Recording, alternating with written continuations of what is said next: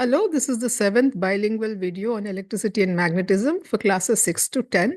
It can be used by students of class 10 to review. A simple instrument to detect the presence of charge. So ఈ వీడియోలో మనం ఒక simple ఇన్స్ట్రుమెంట్ని తయారు చేద్దాము. దాన్ని వాడి మనము చార్జ్ ఉందా లేదా అని కనుక్కోవచ్చు. సో ఇంతకుముందు మనం ఏం చూసాము, ఒక ఏదైనా వస్తువుని మని చార్జ్ చేస్తే ప్లాస్టిక్ స్కేల్ని కానీ పీవీసీ పైప్ని రుద్ది చార్జ్ చేస్తే అది పేపర్ ముక్కలను స్టైరోఫోమ్ ముక్కలను అది లాక్కుంటుంది, అట్రాక్ట్ చేస్తుంది. సో ఈ ప్రాపర్టీని వాడి మనము ఒక ఇన్స్ట్రుమెంట్ని తయారు చేస్తాము. ఆ ఇన్స్ట్రుమెంట్ పేరు pith ball electroscope. Okay, pith ball అంటే ఇది మన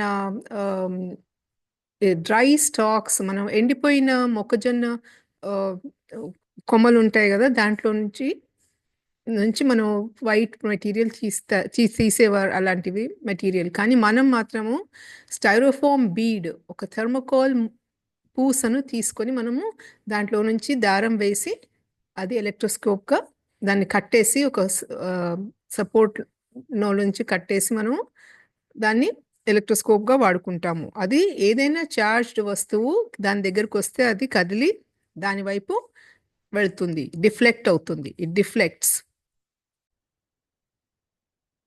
ఇక్కడ ఈ టేబుల్ ల్యాంప్కి నేను దారంతో ఈ థర్మోకాల్ పూస అని కట్టేశాను. దాంట్లో సూదిని వాడి దాంట్లోంచి దారం వేసి అది వేలాడుతుంది. అది గాలికి కొంచెం అటు ఇటు వేలాడుతుంది. కానీ ఇప్పుడు మనం చూద్దాము, టెస్ట్ చేద్దాం దాన్ని. ఇది ఒక మామూలు స్పూన్, దాన్ని ఏం చార్జ్ చేయలేదు. సో అది కొంచెం అది కదులుతుంది అంటే గాలి వలన అది. సో ఈ స్పూన్కి ఏం చార్జ్ లేదు. సో అలాగే ఈ చెక్కతో తయారు చేసిన ఈ వస్తువు, అది కూడా దాని మీద చార్జ్ లేదు. సో ఎలక్ట్రోస్కోప్ని అది ఏమి చెయ్యట్లేదు, దాని మీద ఛార్జ్ లేదు కాబట్టి. సో ఇది ఎబోనైట్ రాడ్ అంటారు దీని ముందు నేను వైప్ చేస్తున్నాను. దాని ముందు ఉన్న ఏదైనా ఛార్జ్ ఉంటే దాన్ని తీసేయడానికి. దానికి ఛార్జ్ లేదు. సో అది కూడా it is not deflecting the electroscope. So this is glass jar, not charged, and it does not effect the electroscope. దాని మీద ఏమీ ఎఫెక్ట్ లేదు. ఇప్పుడు నేను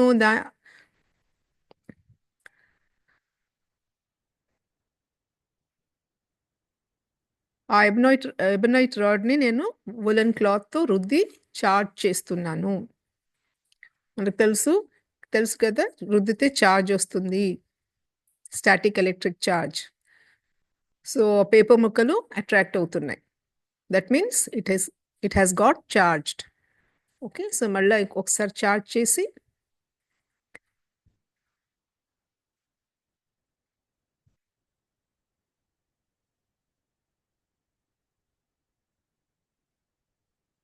ఇప్పుడు చూడండి, ఆ ఎలక్ట్రోస్కోప్ క్లియర్గా కదిలి డిఫ్లెక్ట్ అయ్యి it's moving towards the charged ebonite rod. So it is indicating, చూపిస్తుంది, ఎస్ ఈ ఆబ్జెక్ట్లో చార్జ్ ఉంది అని చూపిస్తుంది. అది దాని పని, అది చార్జ్ ఉందా లేదా చూపించడం. సో అలాగే ఇప్పుడు గ్లాస్ జార్ని నేను సిల్క్ క్లాత్తో రబ్ చేసి దాన్ని కూడా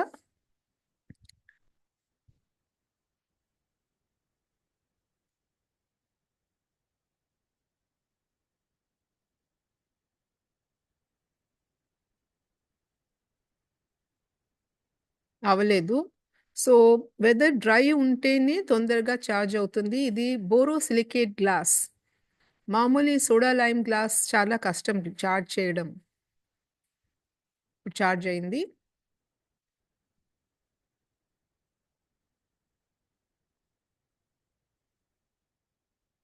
సో డ్రై ఉన్న రోజు అంటే హ్యూమిడిటీ, రిలేటివ్ హ్యూమిడిటీ, వెదర్ అది చూడండి ఇప్పుడు క్లియర్గా డిఫ్లెక్ట్ అవుతుంది. So it is charged. ఆ గ్లాస్ జార్ మీద చార్జ్ ఉంది అని చెప్తుంది electroscope.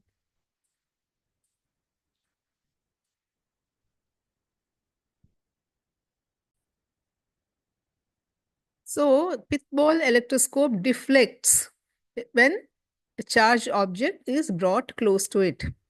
So glass rod rubbed with silk, అది దగ్గరికి తెస్తే అది రియాక్ట్ అవుతుంది.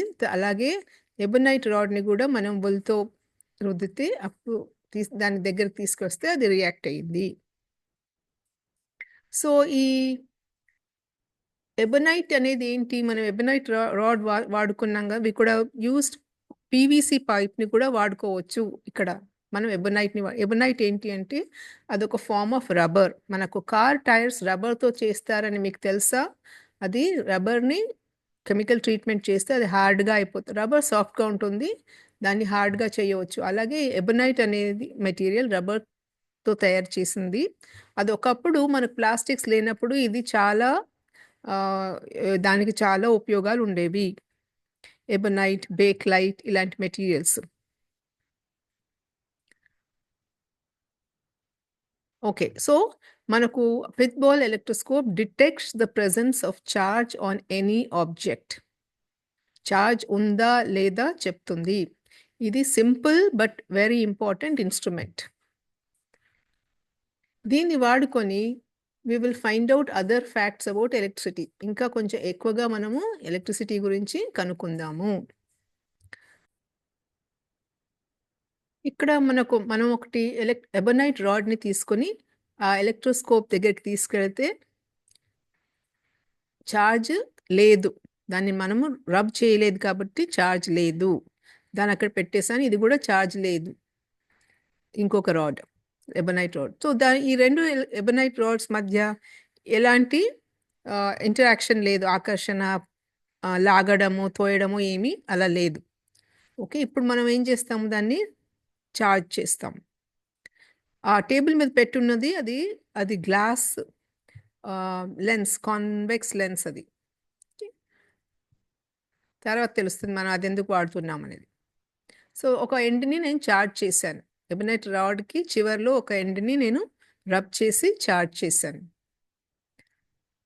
అది ఆ లెన్స్ మీద బ్యాలెన్స్ చేసి పెడుతున్నాను.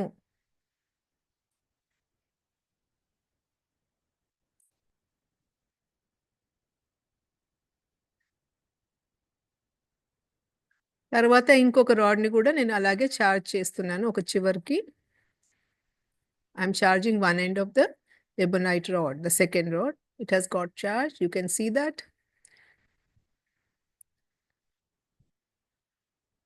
Now let us see what happens. See, the rod is pushing the rod away. It's a force of repulsion.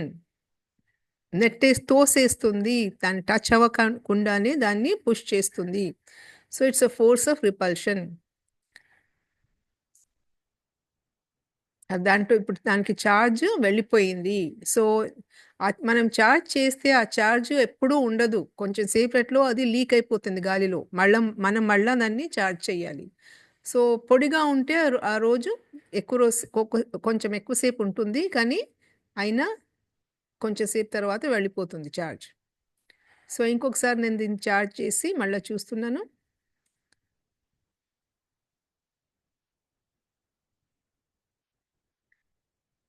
చూడండి క్లియర్గా అది. సో అది చిన్న ఫోర్స్ కాబట్టి ఆ మూవ్మెంట్ మనకు సరిగా కనిపించాలంటే దాన్ని ఆ గ్లాస్ సర్ఫేస్ వాడాలి. ఫ్రిక్షన్ తక్కువ ఉంటుంది, పాయింట్ ఆఫ్ కాంటాక్ట్ తక్కువ ఉంటుంది కాబట్టి, ఏరియా ఆఫ్ కాంటాక్ట్ తక్కువ ఉంటుంది కాబట్టి మనకు క్లియర్గా అది మూవ్ అవుతుంది. సో అది దూరంగా వెళ్ళిపోతుంది.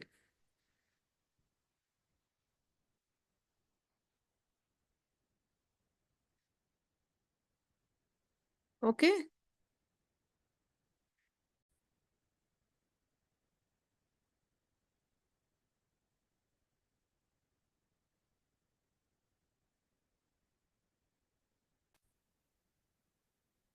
ఇక్కడ ఒక ప్లాస్టిక్ స్ట్రాని నేను తీసుకొని I'm charging it again using a woolen cloth. I'm rubbing the one end of the plastic straw. I'm going to balance it on that bulging surface. You can see it has got charged.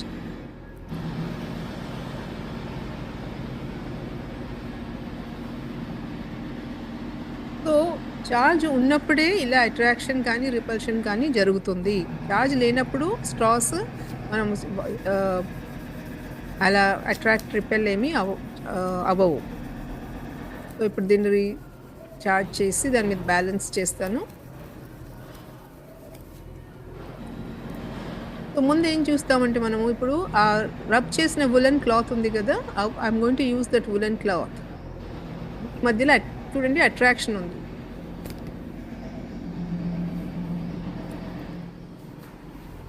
ఆ cloth వైపు అది cloth దాన్ని లాక్కుంటుంది స్ట్రాని. So మనం rub చేయడానికి వాడిన క్లాత్కి ఆ స్ట్రాకి మధ్యలో అట్రాక్షన్ కనిపిస్తుంది. వులెన్ క్లాత్ స్ట్రాని లాగుతుంది దూరం నుంచే.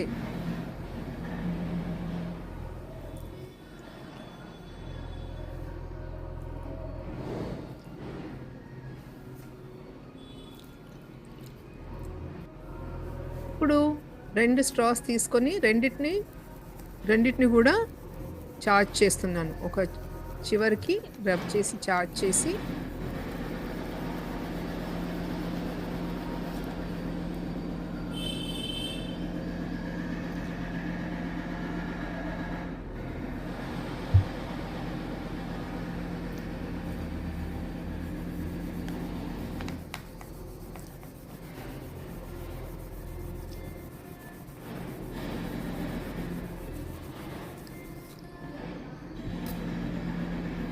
ఇది రిపల్షన్. ఇవి తోసేసుకుంటున్నాయి, దానికి దూరంగా వెళ్ళిపోతుంది. మనం దాన్ని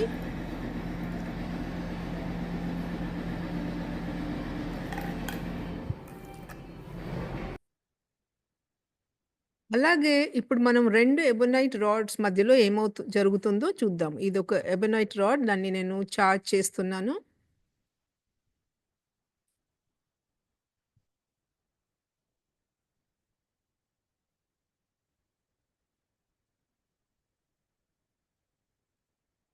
అది చార్జ్ చేసేటప్పుడు చిటపట అని సౌండ్ వస్తుంది. బ్యాక్‌గ్రౌండ్ సౌండ్ ఉంది కాబట్టి నేను ఆ వీడియోకి సౌండ్ పెట్టలేదు. సో ఇప్పుడు మనం అది కాన్వెక్స్ లెన్స్ మీద దాన్ని బ్యాలెన్స్ చేస్తున్నాను. Because I want a smooth point of contact.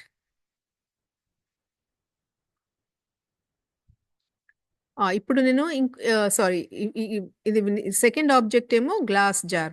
గ్లాస్‌ని మనం సిల్క్‌తో రబ్ చేస్తే చార్జ్ అవుతుందని నాకు తెలుసు కదా! అది అలా చార్జ్ చేస్తున్నాను.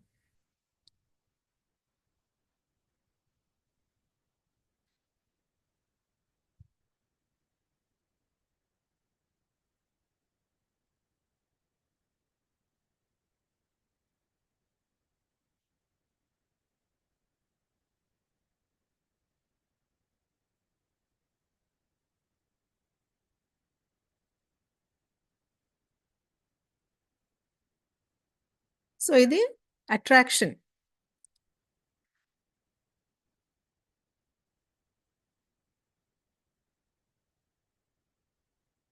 క్లియర్‌గా కనిపిస్తుంది. అది దాన్ని లాగుతుంది కాబట్టి. ఓకే. సో ఇట్స్ అట్రాక్షన్, ఆకర్షణ.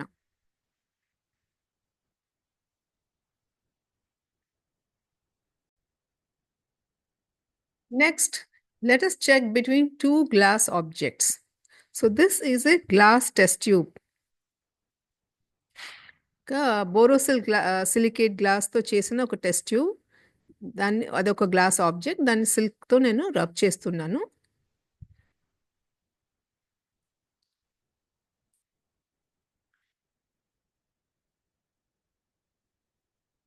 అది చార్జ్ అయింది. సో అది నేను ఒక కాన్వెక్స్ మిర్రర్ మీద పెడుతున్నాను. అది కొంచెం పైకి ఉబ్బి బల్జ్ అయి ఉంటుంది. So it's a smooth surface. అది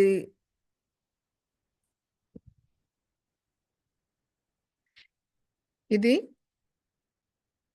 like before, this is the glass jar, a measuring jar made of borosilicate glass. It has got charged.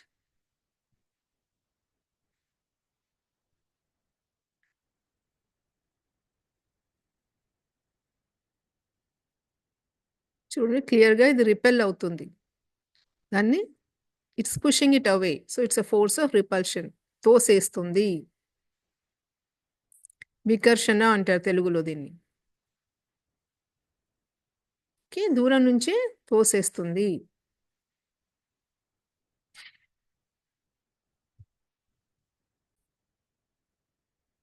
So this way we have found out that charged objects can either attract or repel each other. Attract చేసి ఆకర్షించుకుంటాయి ఒకరిని, రెండు రెండు charges మధ్యలో ఆకర్షణ కానీ repulsion వికర్షణ అంటే pushing కూడా ఉంటుంది. సో మనం ముందు ఏం చేసాము, అది ఎలక్ట్రోస్కోప్ వాడి ఆ థర్మోకాల్ బీడ్ ఉన్న ఎలక్ట్రోస్కోప్ని వాడి చార్జ్ ఉందా లేదా అని ముందు మనం చెక్ చేసుకున్నాం. చార్జ్ ఉంటేనే ఇలా అట్రాక్షన్ కానీ రిపల్షన్ కానీ అవుతుంది. So 2 plastic straws, plastic straws charge చేస్తే వులెన్ క్లాత్ అవి రెండు రిపెల్ అవుతాయి. తర్వాత ఆ plastic straw and the woollen cloth ఏ బట్టతో కానీ మనం రుద్దామో ఆ బట్ట మరి ఆ స్ట్రా అవి రెండు అట్రాక్ట్ అవుతాయి, అది కూడా చూసాం మనం. తర్వాత 2 ebonite rods charged with wool అవి రెండు కూడా రిపెల్ అవుతాయి. కానీ అలాగే 2 glass rods rub with silk అవి రెండు రిపెల్ అవుతాయి. కానీ ebonite rod rub with wool మరి glass rod rub with silk ఇవి రెండు అట్రాక్ట్ అవుతాయి. ఓకే, సో ఇది సైంటిస్ట్ కూడా ఇది అబ్జర్వ్ చేశారు. సో దీన్ని మనం ఫిత్బాల్ ఎలక్ట్రోస్కోప్ ఎందుకు వాడుకున్నాము, ఫస్ట్ మనం చెక్ చేసుకున్నాం చార్జ్ వచ్చిందా లేదా ఆబ్జెక్ట్ మీద. ఓకే, సో ఇక్కడ చూసింది ఏంటంటే similarly charged objects repel each other. ఒకేలాంటి చార్జ్ అంటే 2 ఎబనైట్ రాడ్స్ రెండింటిని మనం వుల్తో మనం రుద్దాం కాబట్టి ఆ రెండింటి మీద ఒకటే టైప్ చార్జ్ వచ్చి ఉంటుంది, అవి రెండు దే రిపెల్. అలాగే 2 గ్లాస్ రాడ్స్ కూడా సిల్క్తో రబ్ చేసినవి అవి రిపెల్ అవుతాయి. కానీ గ్లాస్ రాడ్ ఎబనైట్ రాడ్ ఇవి రెండు అట్రాక్ట్ అవుతాయి. So scientist concluded that there are 2 kinds of charges, 2 రకాల చార్జెస్ ఉన్నాయి అని కన్క్లూడ్ చేశారు, అనుకున్నారు. And they thought of them as opposites of each other. ఇవి రెండు ఒకదానికి ఒకటి ఆపోజిట్స్, వ్యతిరేకంగా. సో వాటిని positive charge and negative charge అని చెప్పారు. సో ఇది ఏది పాజిటివ్ ఏది నెగిటివ్ అని వాళ్ళకి చెప్పడానికి ఏమీ లేదు, బేసిస్ ఏం లేదు. కానీ ఆ గ్లాస్ రాడ్ ఉంది కదా సిల్క్తో రబ్ చేసింది, అది పాజిటివ్ ఛార్జ్ అని డెసిగ్నేట్ చేశారు. దాన్ని they have designated it, that is positive. So వేరేది దాన్ని అట్రాక్ట్ చేసేది ఏది, ebonite rod rub with wool దాన్ని అట్రాక్ట్ చేస్తుంది గ్లాస్ని, కాబట్టి అది నెగటివ్. ప్లాస్టిక్ కూడా గ్లాస్ని అట్రాక్ట్ చేస్తుంది కాబట్టి అది ప్లాస్టిక్ కూడా అది వుల్తో బట్టతో రబ్ చేసింది, అది నెగటివ్ ఛార్జ్ అని అనొచ్చు. ఓకే, సో అలాగా so we have found out with little bit of కొన్ని ఎక్స్పెరిమెంట్స్ చేసి మనం ఏం కనుక్కున్నాం, what have we discovered, the electricity is of 2 kinds. Static electricity is of 2 kinds, like positive and negative.